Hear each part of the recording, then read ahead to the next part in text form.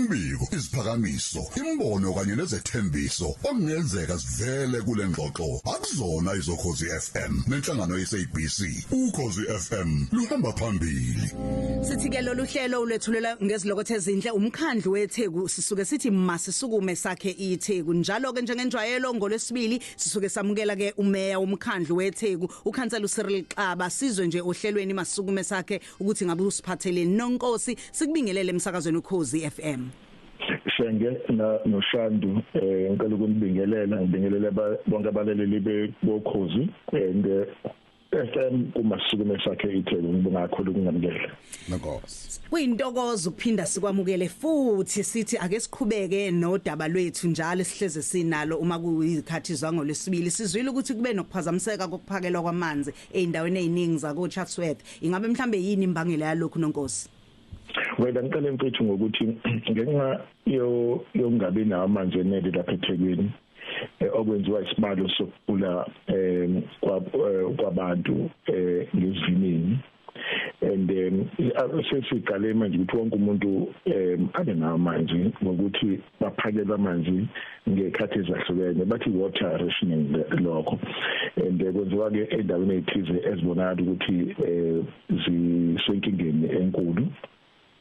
And manje ke isikusiphathe kabi ke lokho kwenzeka lelizolo lapha abasebenzi bethu bavinjwe iqulu nje labantu and lapha eChatsworth ku reserve 4 bayo ngalesikhathi beyovala ama-valves ukuze wonke umuntu awathola amanzi gcineke umthamo wenele ukuze kusupply wonke umuntu lesenzo senze ukuthi umphakathi endaweni ezahlukene ugcineke manje ungasabi nawo amanzi laba baseWolberdach East and West Arena Park, Crossmore, Montfort, Morton, Rizicliffe, nasePorto informal settlement. Sifuna umphakathi ukuthi uyakusukumeza abasebenzi bethu ngoba lokho sikwenza ngenhloso yokuthi wonke umuntu akwazi ukuthola amanzi. Ingabe khona nje liphela ilanga isikhathi noma ilanga likhona liphela lonke abantu bengatholanga amanzi. Soqhubeka nokubambisana nabantu ekutheni abantu bathola amanzi nokuthi inkinga izixazululeke futhi. Usakuyo nje le ndaba ethinta amanzi babumeya sibonile nethula ingqalasizinda entsha yamanzi endaweni yakwaXimba engathi yona enithi izoxazulula inkinga yamanzi kule ndawo ungakwathi ukusichazela nje kancane ngakho kunjalo shenge besinongqongqoshe kwezamanzi uMajedina lapha kwaXimba and lesiphehla amanzi ke bese sithula lapha sizofakela amanzi endaweni zasemsunduze noNoti emvini eBhobhonono eZwelisha nakwaNyomi nakwaDenge kanye nezinye izindawo ezakhele uWard 1 and so ke impumelelo ke yalolu hlelo ikhombisa ukubaluleka kwezinhlaka ukubaluleka kokubambisana kwenhlaka zahulumeni ethina lapho uhulumeni omkhulu kanye nothukela water siyathokoza nje ukuthi abantu sebathola amanzi and abangawatholi siyaqala manje kufaka amapipe ke manje ayongena endlini kodwa singacela ukuthi sibambisane nabantu ekuthini amakhona ama-leak ba report ama-leak makhona la kuvuza khona ngoba sifuna kube khona amanzi amoshakalayo nokuthi ke ngoba amanzi nawe lethe siwathengayo kumngeni esiwayisa kubantu sawadayisele kusempeleni nabo ke bakwazi laba ngaqala ukusikhokhela basikhokhele amanzi ngoba lokho sinikeza umfutho ukuthi siphinde sifake ingqalazinda endaweni ezingakabi nayo ingqalazinda abantu bathola ugesi bathola amanzi.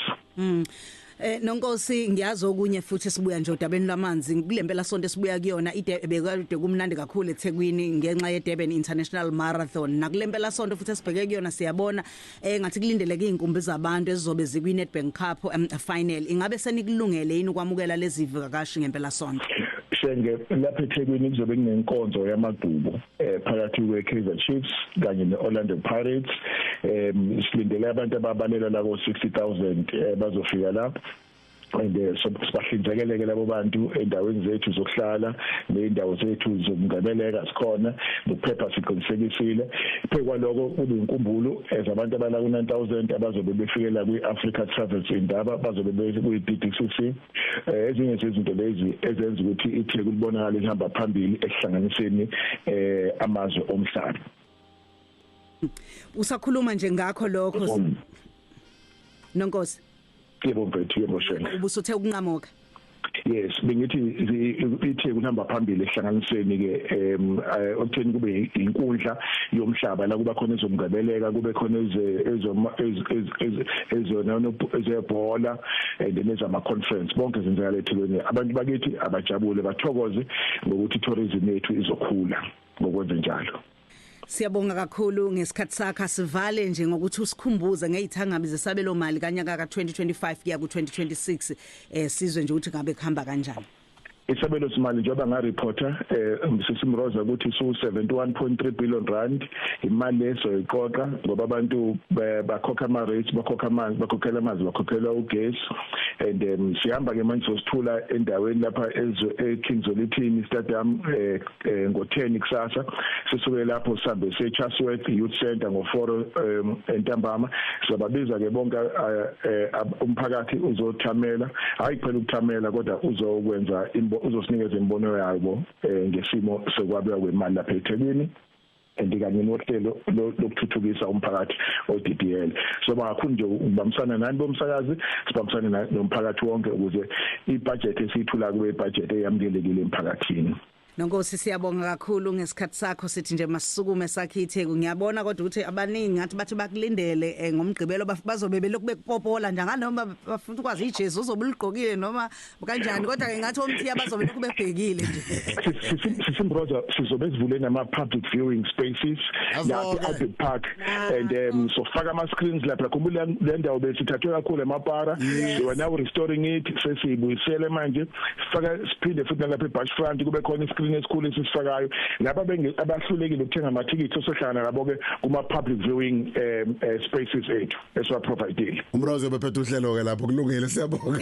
Okay sithina mfethu nime njalo nje. Thank you. Siyabonga kakhulu bele Khosi FM njalo sibakhwele kumeya ubaba ke uNonkosi.